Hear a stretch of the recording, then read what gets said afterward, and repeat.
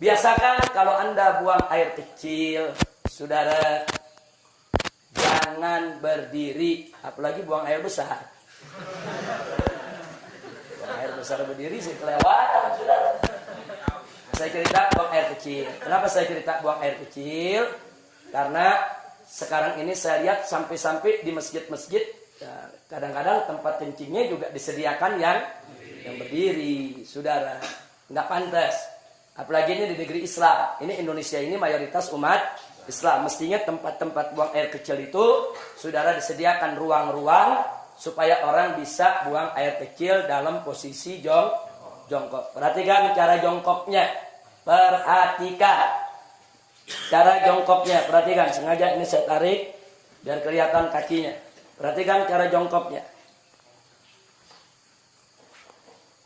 Jadi kalau kita baca kitab Kifayatul Akhyar sampai cara jongkok diajarin. Sudah. Nah, cara jongkoknya itu perhatikan. Jadi ini kiri, ini kaki. Jadi kita punya paha, ini pantat kita, ini diri di atas kaki kiri. Ini tegakkan. Begini cara buang air kecil. Seperti ini. Nah, karena kalau Anda lakukan seperti ini, insya Allah buang air kecilnya tiris. Kita jauh dari penyakit silisil bol. Nah, penyakit yang kencing gak habis-habis.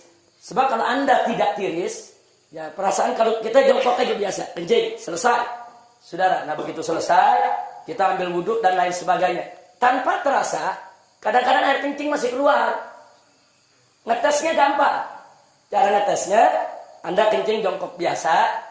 Nah, setelah jongkok biasa selesai, Anda cebok, istinja, Anda keringkan, Anda taruh kapas.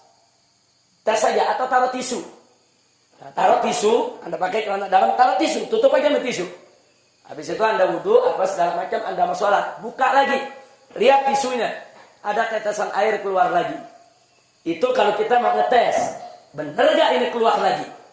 Jadi kalau orang yang buang air kecilnya tidak tiris, akan keluar lagi. Nah, maka itu supaya tidak keluar lagi, perhatikan, ini seperti ini akan tiris. Seperti ini. Nah, setelah seperti ini buang air kecil, kita bungkukan sedikit. Nah, kita bungkukan sedikit. Nah, boleh sekali-sekali kalau masih berasa ada, kita tukar posisi. Nah, sekarang kita di kanan, kiri yang tegak. Tapi ini bukan posisi utama, bukan. Posisi utama yang tadi. Posisi utama yang tadi. Ini cuma untuk menggoyang kita punya kantung kencing. Supaya kantung kencing kita ini kegoyang. Digoyang begini. Balik lagi. Nah, tapi ini yang utama. Ini kalau begini kita kencing, insya Allah tiris. Tidak akan tersisa lagi. Kira-kira jelas tidak? Ditambah lagi dengan jari kita. Kita tekan bagian bawah sebelum bagian dubur di bawah ada, kalau kita tekan keluar lagi. Keluar lagi itu cairan. Tekan sedikit. Nah, yang ketiga, istibra. Apa istibra? Dehem. Dehemnya bukan dehem dengan tenggorokan. Bukan dehem dengan suara dada. Dehem dengan perut. Perut. Jangan pakai dada. Enggak. Coba lihat, ada bedanya nggak dengan dada sama dengan perut? Beda. Coba pakai perut, gimana deh? Perut kita tekan. 3-4 kali. Nah, itu klepnya terbuka. Kita dehem, klepnya terbuka, dia akan tiris air kencingnya. Kira-kira jelas? Habis itu baru kita istinja. Jadi Islam ini indah. Sampai cara kencing diajarin. Sampai cara kencing diajarin dalam Islam, ya ikhwan. Dan ternyata para dokter mengakui. Para dokter itu mengakui ternyata betul memang posisi itu membuat bukan hanya kantung kencing, membuat ginjal kita di posisi yang benar untuk membuang daripada air seninya. Jadi posisi ginjal nih, saudara, memang seperti ini. Dia jadi seimbang posisinya kalau begini. Ginjal kanan, ginjal kiri. Saudara, memang posisinya begini. Jadi untuk ginjalnya sehat, kantung kencingnya sehat, dan insya Allah tidak menetes lagi. Kira-kira jelas? Nah, ini oleh-oleh pelajaran terakhir. Mudah-mudahan manfaat untuk kita semua.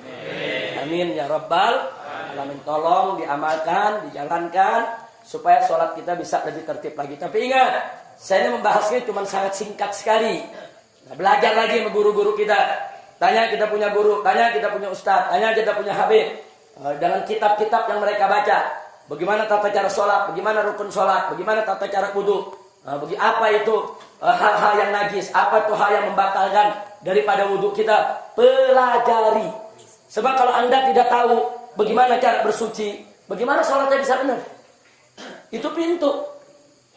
Sholat tidak sah kalau bersucinya nggak beres. Pelajari dulu bagaimana cara bersuci, bagaimana cara sholat.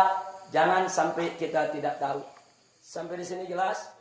Alhamdulillah.